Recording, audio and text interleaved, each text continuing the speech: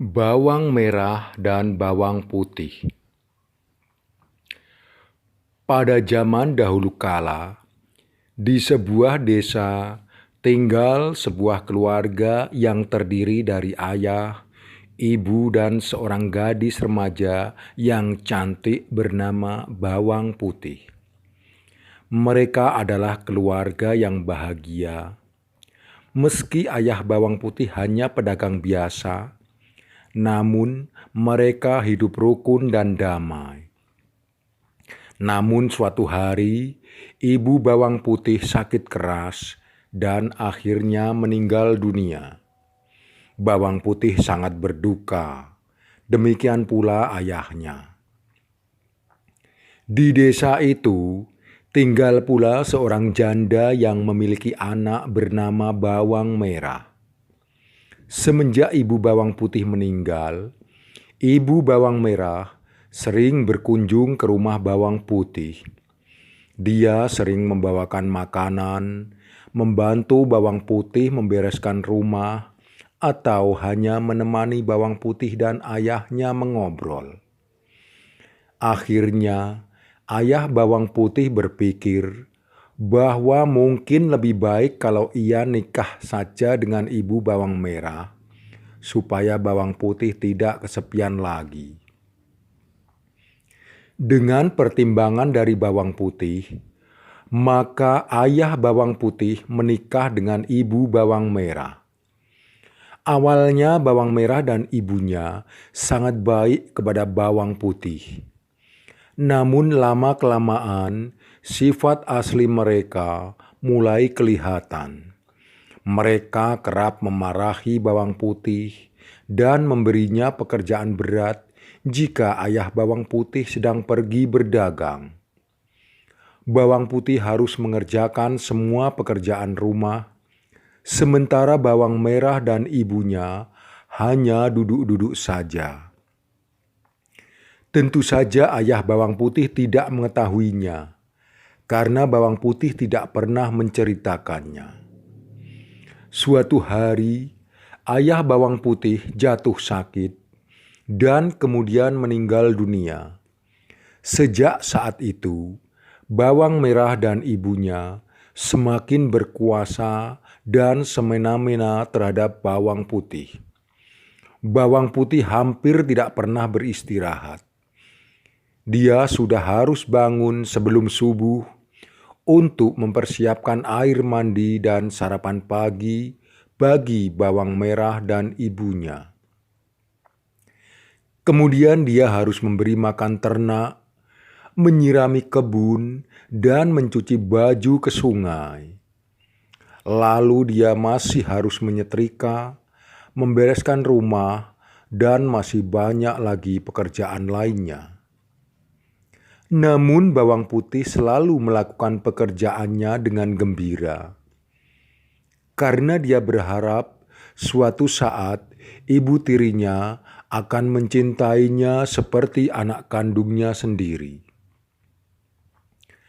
Pagi ini, seperti biasa, Bawang Putih membawa bakul berisi pakaian yang akan dicucinya di sungai. Dengan bernyanyi kecil pula, dia menyusuri jalan setapak di pinggir hutan kecil yang biasa dilaluinya. Hari itu cuaca sangat cerah. Bawang Putih segera mencuci semua pakaian kotor yang dibawanya. Saking terlalu asiknya, Bawang Putih tidak menyadari bahwa salah satu baju telah hanyut terbawa arus. Celakanya, baju yang hanyut adalah baju kesayangan ibu tirinya. Ketika menyadari hal itu, baju ibu tirinya telah terlalu jauh hanyut. Bawang Putih mencoba menyusuri sungai untuk mencarinya, namun tidak berhasil menemukannya. Dengan putus asa, dia kembali ke rumah dan menceritakan kepada ibunya. "Dasar ceroboh," bentak ibu tirinya. "Aku tidak mau tahu. Pokoknya kamu harus mencari baju itu. Dan jangan berani pulang ke rumah kalau kau belum menemukannya. Mengerti? Bawang putih terpaksa menuruti keinginan ibu tirinya. Dia segera menyusuri sungai tempat menyunci tadi. Matahari sudah mulai meninggi, namun bawang putih belum juga menemukan baju ibunya. Dia memasang matanya dengan teliti, diperiksanya setiap juluran akar yang menjorok ke sungai. Siapa tahu baju ibunya tersangkut di sana.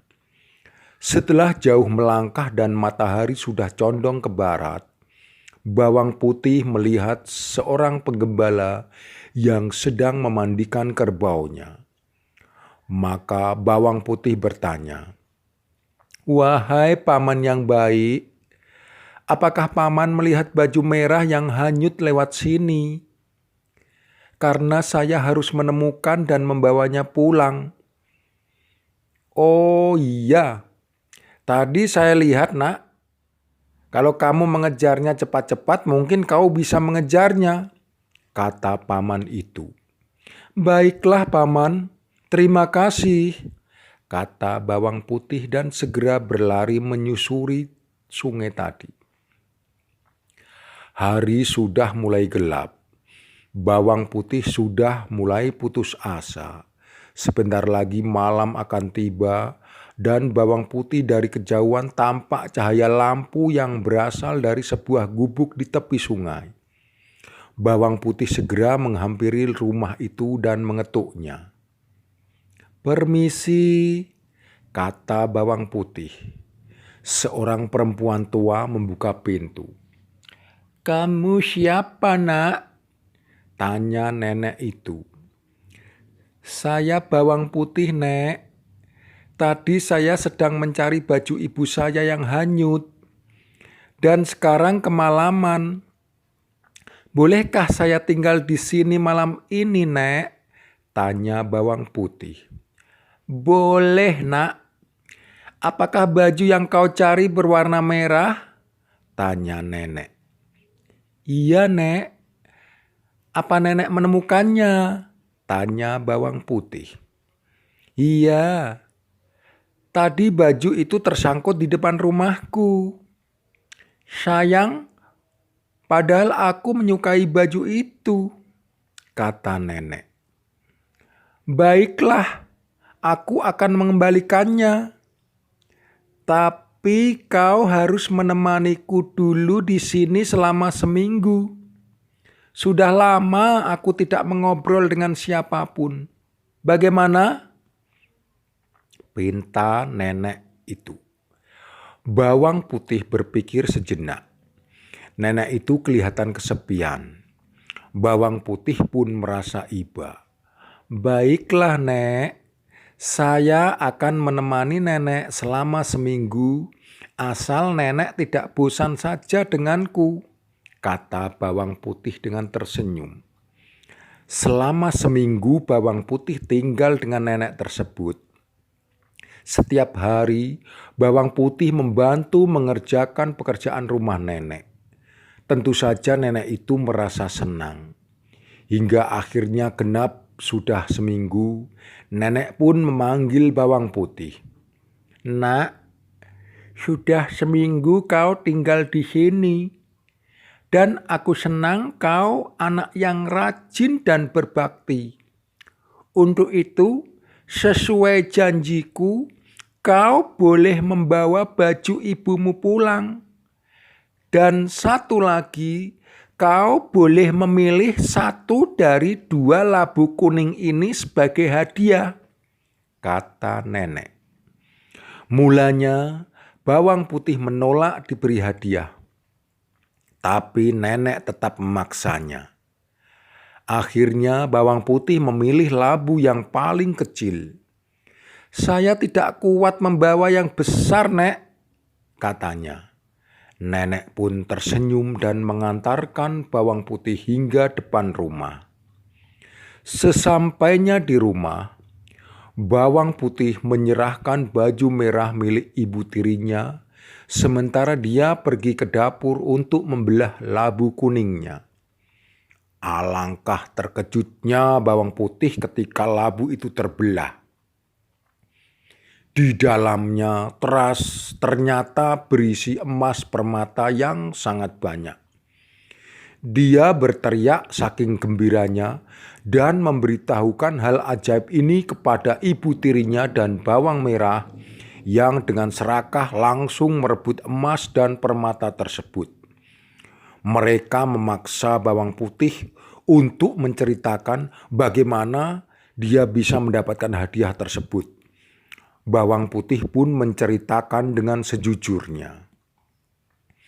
Mendengar cerita bawang putih, bawang merah dan ibunya berencana untuk melakukan hal yang sama. Tapi kali ini bawang merah yang akan melakukannya. Singkat kata, akhirnya bawang merah sampai di rumah nenek tua di pinggir sungai tersebut. Seperti bawang putih, bawang merah pun diminta untuk menemaninya selama seminggu.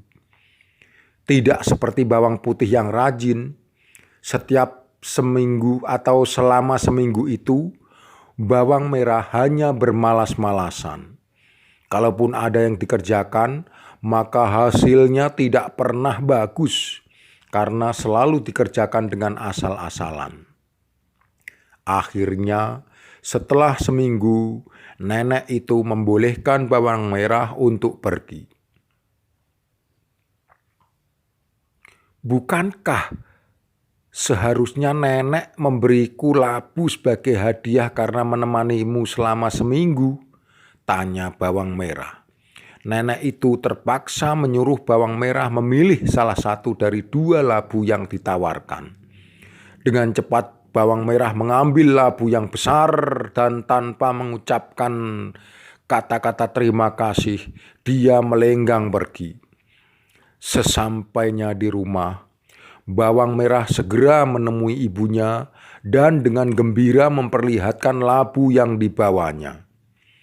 Karena takut bawang putih akan meminta bagian, mereka menyuruh bawang putih untuk pergi ke sungai. Lalu dengan tidak sabar, mereka membelah labu tersebut.